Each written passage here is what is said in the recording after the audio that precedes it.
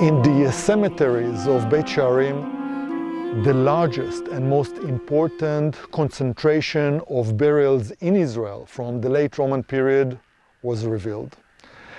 The cemeteries were initially used for burial of local population and later for the burial of the Jews of Galilee and then from other countries. Burial was done in caves hewn in the soft chalk rock.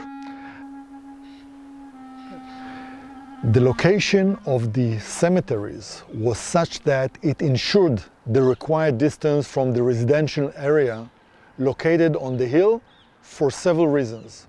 First, the issue of impurity, the concern of the living being too close to the dead. A second reason, maintaining quality of life and preventing odor nuisances. As the wind blows from the west, it strengthens up the slope as it goes up the hill. There it weakens greatly over the hill. Vortices develops on the hill and the direction of the wind blowing is reversed back down the hill. Now, on the other hand, if the burial was east of the city, as is customary in Jewish tradition, the odor nuisances on the hill would have been more severe due to the hill slowing down the flow of wind blowing from the eastern side. The cemeteries were in a low valley, while the settlement was located on the hill tens of meters above us. In addition, the burial caves were hewn horizontally, and the placement of the bodies in limestone coffins caused the meat to be rapidly eradicated. Also, the sealing of the cave opening using a door made out of stone greatly reduced the odor nuisances. It seems that after the arrival of Rabbi Yehuda Nasi in Beit Shearim, local geographical aspects were taken into consideration in determining the location of the cemeteries. And this was done in order to achieve a better quality of life for the residents on the hill.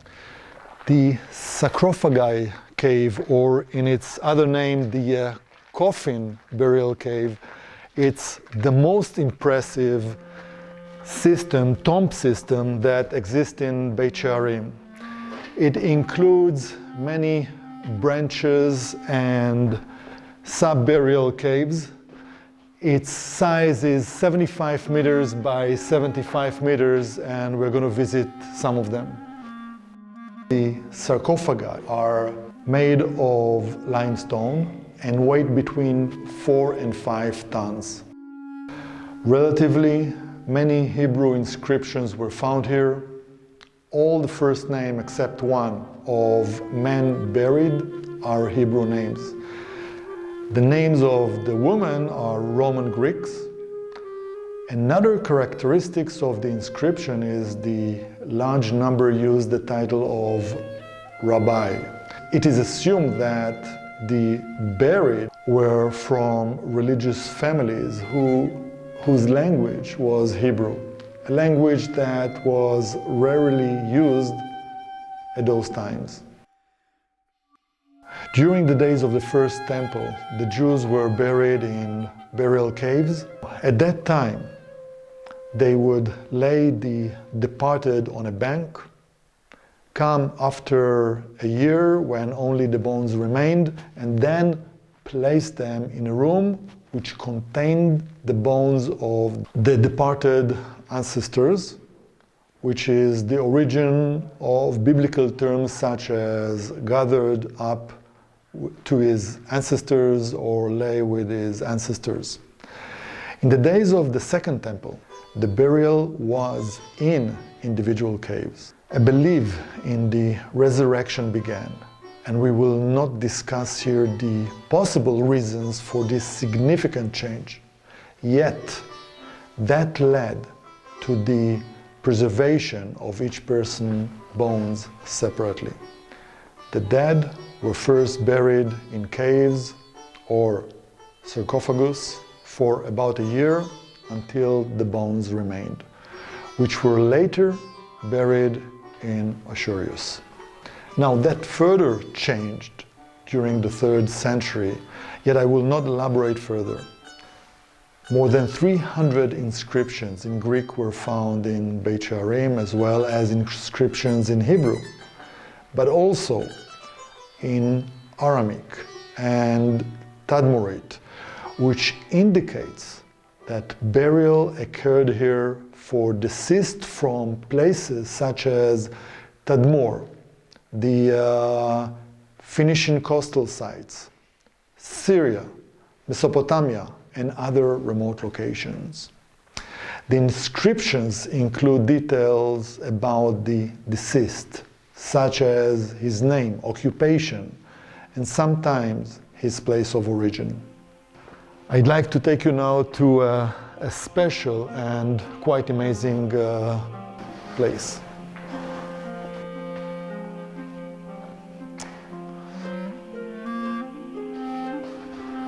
Look at that amazing menorah. Its height here is 1 meter 90 centimeters. The change in the status of Beit Shearim occurred after the failure of Bar Kokhba revolt in the year 136. According to the decrees of Emperor Adrian, after the suppression of Bar Kokhba revolt, Jews were forbidden to settle in and around Jerusalem. The result was that Jews settled in other cities such as Beit Shearim, Sipori, Tiberia, and Jaffa.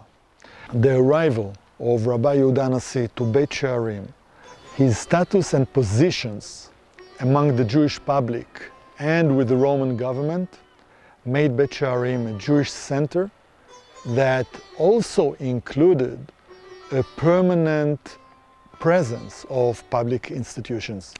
From the end of the 2nd century CE, Beit Shearim became an important burial place to which the dead were brought from all over Israel and abroad. There is no information about a central entity that organized the burial in Beit Shearim, but it is clear that this was not a sporadic initiative of individuals. The quarrying of graves and their preparation for burial required central organization and funding.